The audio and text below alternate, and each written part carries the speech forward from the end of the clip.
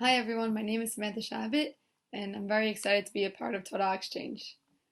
So this week's Parashat is Parashat Lecha, and I think it's all about journeys.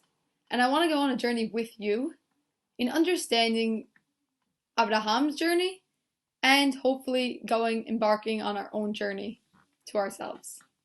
Okay, so like any journey, you got to start with the first step. So let's start with the first pasuk.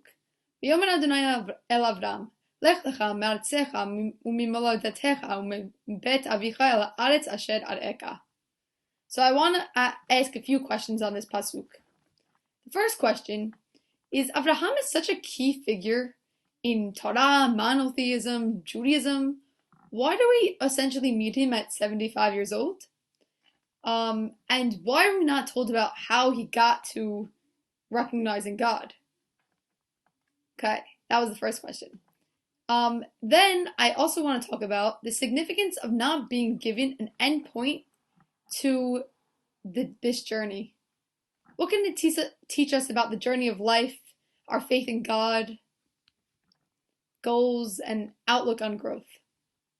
Okay, so let's start. Second step, some answers. So this was such a beautiful perush I heard, I believe by Rabbi Alex Israel from Eretz Israel. And he said that why were we not told exactly how Abraham met God or how he got to serve God? Because there is no one way to serve God.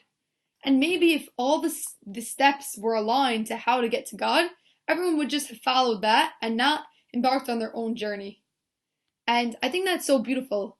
Because so many times we look at other people and we say, oh, they're not serving God right, or I'm serving God right. And we also just want to be like other people. But we're not meant to be cookie cutters of each other. And we need to recognize that we were created uniquely. There's no other me. And my goal is to figure out who I am, and therefore what is my unique contribution, my unique way to serve God. We shouldn't all just get to God like Abraham did. So I love this perush, beautiful.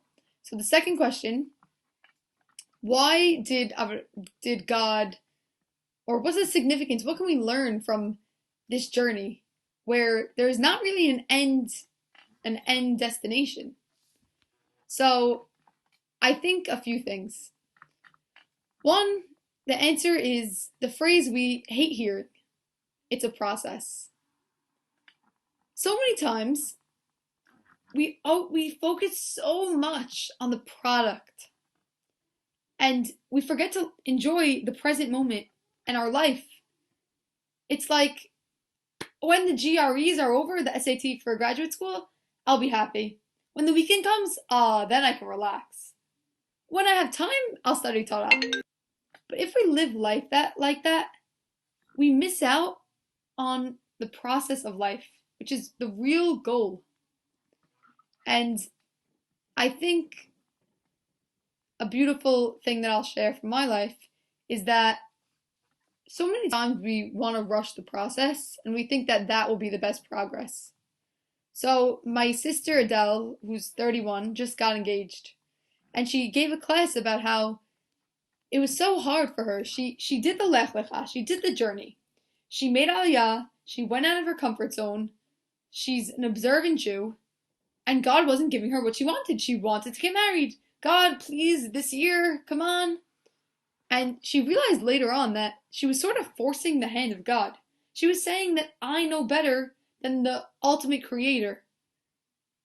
And it's like I'm a passenger on an airplane. And we're turning, the plane's turning, and I'm thinking, why are we turning? I should go tell the pilot we're going the wrong way. But I don't know. The pilot knows how to fly the plane. The pilot has the bird's eye view, not me. So too God. It's God's view of our lives. Do we think we know better than God? And I think it's all about faith. It's faith that God's journey is the best journey for ourselves. I'm going to repeat that one more time. God's journey is the best journey for ourselves. And I think another very significant point that we can learn from Lecha el Aretz Asher Arecha, to the place that you see, is sometimes we really don't understand. We don't understand certain things. We don't understand coronavirus. We don't understand why bad things happen. But we gotta trust God. We have to trust the process and not lose out on our whole life by just jumping to the product. And I think the last significant point that I want to talk about in this pasuk is the point of Lech Lecha. Go for yourself, according to Rashi. What does that mean? I thought I'm going on a journey for God. But like we said again, God's journey is the best journey for me. And I think we should all think about journeys in this whole parasha, and we could think about how Lech Lecha.